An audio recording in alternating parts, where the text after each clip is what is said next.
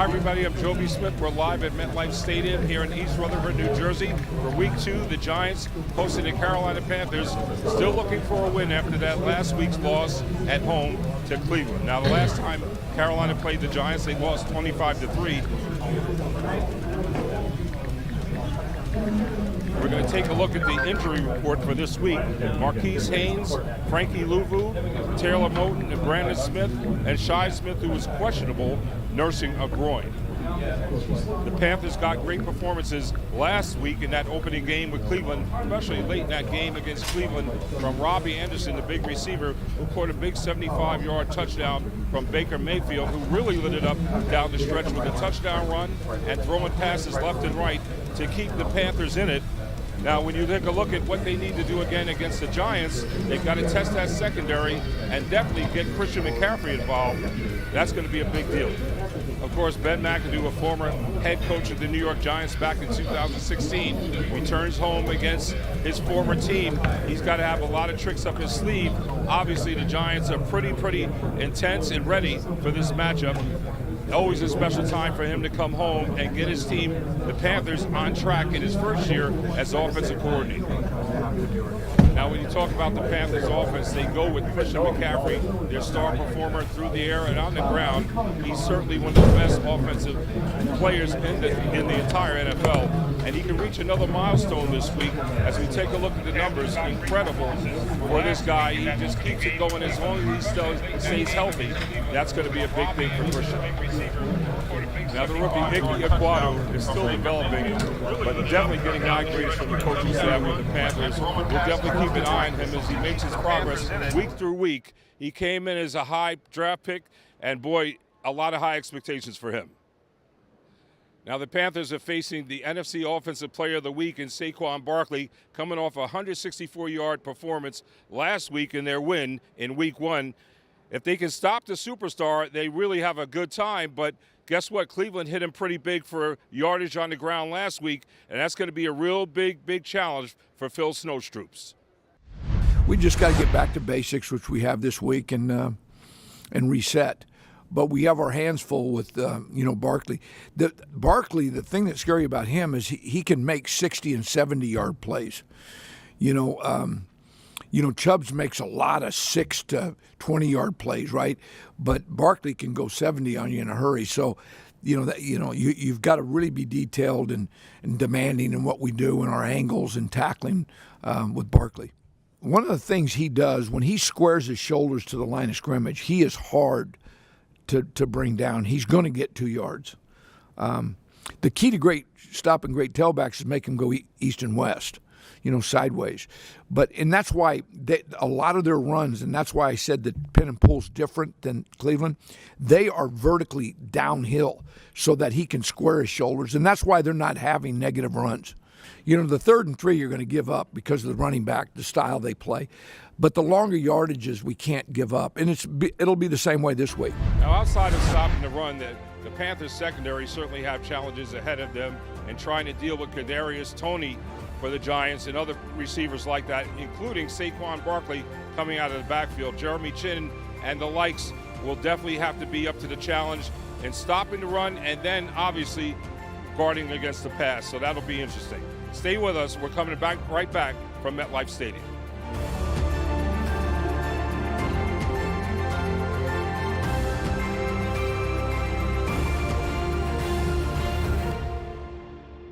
Welcome to New York. You're watching ADSN.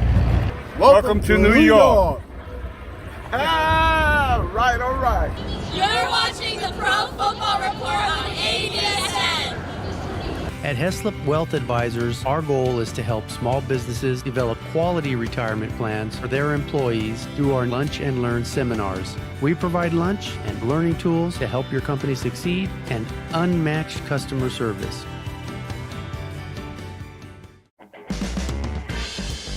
I'm Marshall Falk. I'm Glenn Parker. Hi, I'm Troy Aikman, and I'm chopping it up with Buck. Hi, I'm Dusty Baker, manager of the Houston Astros, and you're looking and listening to Chopping It Up with Buck. Welcome, Krista. Ooh. And a little Abalor. Ah, I got it. was a description that I'd never heard before, and I've never forgotten it. I know you wanna leave, but I refuse to let you go. Talk about the butt bust, the butt bust in Texas. I mean, if it's gonna be chopping it up, we got to talk some food, wine, Chopping it up. Chopping it up. Chopping it up. chopping it up. Next time you have an hour, get in front of your computer. If you don't have your computer with you, get a piece of paper and just start. You just have to start. Write it down. Write what's in your head right now. Put it on paper. What steered me away from that, I experienced my father's end of his tenure at San Diego State, which was so difficult and so bitter. And I was old enough to really feel it and understand that, man, there's a lot of things about college athletics that I don't want to have to deal with. Saying that you're not a racist and saying that you have black friends doesn't mean anything. I thought it meant something, but it doesn't. So the only thing that I would want to do is educate, which I have myself over the course of time. Social media has allowed them to connect and develop a voice at a very young age. It's so unbelievable. You are the first to hear about this. It was like his head swiveled like Linda Blair in The Exorcist. This guy just did it with some bums.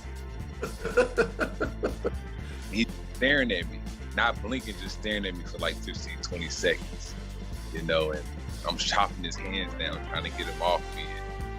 And, that's all right then and there. I'm like, this dude is a different cat, So.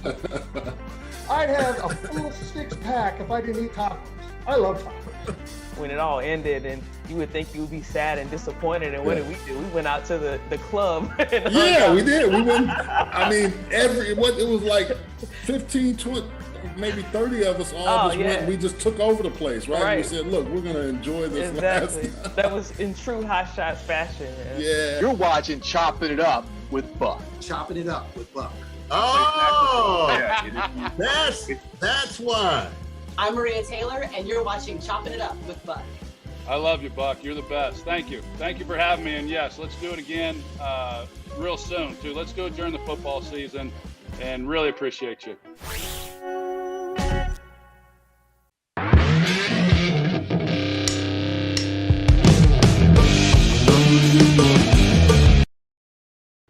Welcome back to Metlife Stadium. It's certainly been special for me. I'm from New York City, so it's a return home for me. The weather's been great. The people, high energy. We were out all over the town having fun. And I'll tell you what, we captured it all. Take a look. Welcome to New York! Welcome to New York. Hi, everybody. I'm Joby Smith. Welcome to my city, New York City. A very special place indeed. Everybody famous for hot dogs, pizza, and the culture. Of course, one of the most special things about New York City is Lady Liberty, and Statue City Cruises helped us out today to help us give you a look.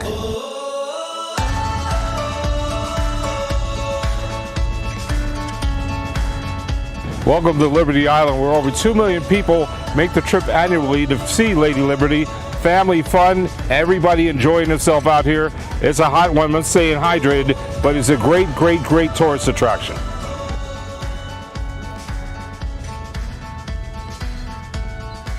Parisians watching the statue's construction in their city in the 1870s and 1880s proclaimed it the 8th wonder of the world. So the island was originally a military base. They built this fort, it's called Fort Wood. And when the artist came out, Mr. Auguste Bartoli, he decided that he wanted to put the statue on top of Fort Wood, this obsolete fort that we weren't even using at the time.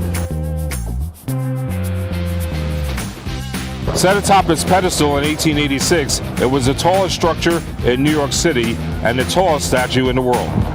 Then in 1924, the statue was declared a national monument. As immigration plummeted during World War I, Liberty's role evolved, staring out from glossy posters telling citizens to buy war bonds or enlist in the military. Liberty was the United States personified. Then, of course, in 2001, tragedy struck and the island was closed after the 9/11 attacks.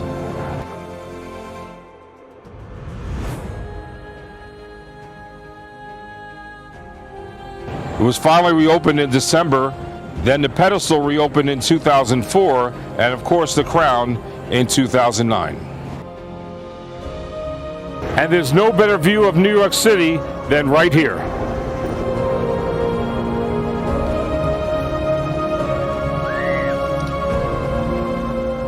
What a wonderful time we've had here in New York City, and certainly we're hoping the best for the Panthers today, looking for their first win of the season. Now, our man Antonio Ramos has more on the Giants.